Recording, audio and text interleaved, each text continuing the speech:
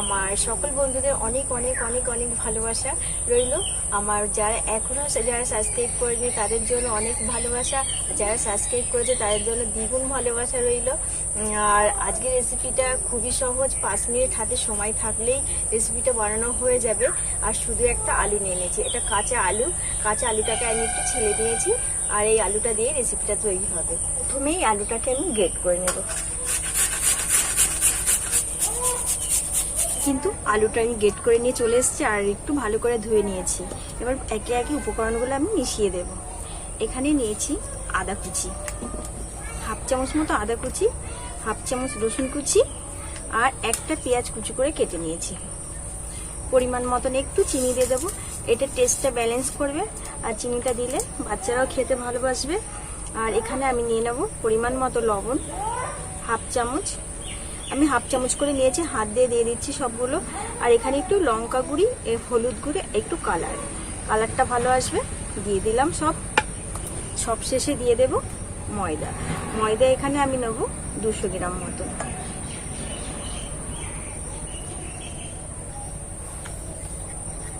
খুব ভালো করে সমস্তটা এবার মিশিয়ে নেব। তোমরা চাইলে কাঁচা লঙ্কাটা দিতে পারো, বাচ্চারা খেলে কাঁচা লঙ্কাটা গালে পড়বে, খেতে কিন্তু অসুবিধা হবে, এর জন্য আমি কাঁচা লঙ্কাটা দিইনি, তোমরা চাইলে দিতে পারো। আমি এবার খুব ভালো করে হাত দিয়ে মিশিয়ে নেব, জল দিয়ে ডোটা তৈরি করে নেব। জলের পরিমাণটা অল্প দিতে হবে, সামান্য। কেন বলো তো, কাঁচা আলু রয়েছে, ওর একটা রস আছে, এর জন্য খুব অল্প পরিমাণেই জলটা দিতে হবে। খুব ভালো করে একটা শক্ত ডো তৈরি করে নেব। মাখিয়ে নিয়েছি এইভাবে করে, ডোটাকে এবার নিয়ে নেব, হাত দিয়ে একটু চেপে চেপে নেব। এবার এই বেলুনের সাহায্যে একটু বেলে নেব, বেশি কিন্তু পাতলা করা যাবে না।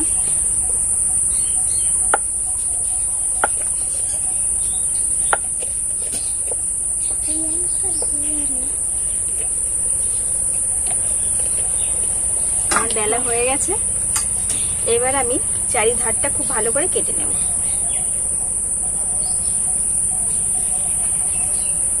এইভাবে করে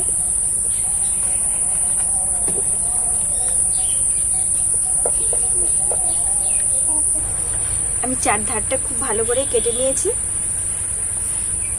আর এবার আমি মাঝ বরাবর ভাগ করে নেব। এবার এই লেবেল করে কেটে নেব। এই দেখো, প্রত্যেকটা পিস পিস করে আমি কেটে নিয়েছি। এদিকে আমি সব নাস্তাটা কেটে নিয়েছি, আর এইভাবে করে আমি কেটে নিয়েছি। দেখো, এদিকে এবার উনুনের আগুনটা আমি জ্বেলে দিয়েছি, এবার কড়াইটাকে বসিয়ে দেব। এইদিকে তেল আমার গরম হয়ে গেছে, একে একে আমি এগুলোকে ছেড়ে দেব। আর তেলটা একটু গরম করেই দিতে হবে।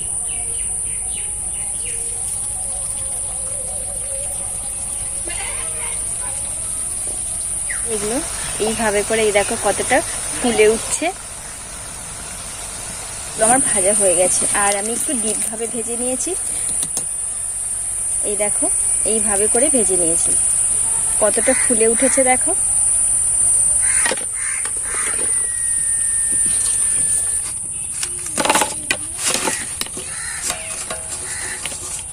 দেখো বন্ধুরা, নাস্তাটা পুরো আমার তৈরি হয়ে গেছে, আর কতটা কম সময়ে কিন্তু তৈরি হয়ে গেছে, আর দেখতে কিন্তু ভীষণ ভালো লাগছে। এই দেখো কতটা মুচমুচে খাস্তা হয়েছে,